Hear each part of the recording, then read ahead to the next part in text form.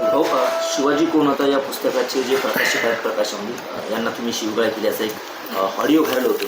काय नेमकं ऑडिओ तो व्हायरल झाला. काही तोडून मोडून त्याने त्याच्यामध्ये शब्द काही कट केले, काही ठेवले.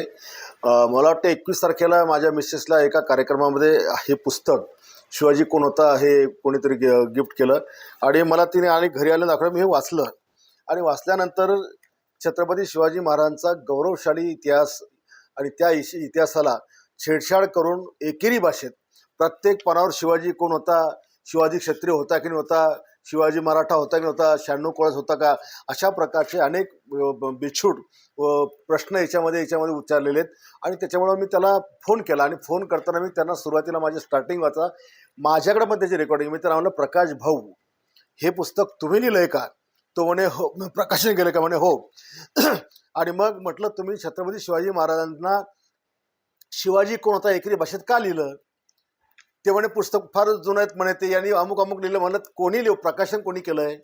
आणि प्रकाशन करताना तुम्हाला छत्रपती शिवाजी महाराज असा उल्लेख का तुम्ही केला नाही? तर जी वारंवार छत्रपती शिवाजी महाराजांची महाराष्ट्रामध्ये विटंबना केली जाते, त्यांचा अपमान केला जातो, हे आपल्याला सहन होत नाही.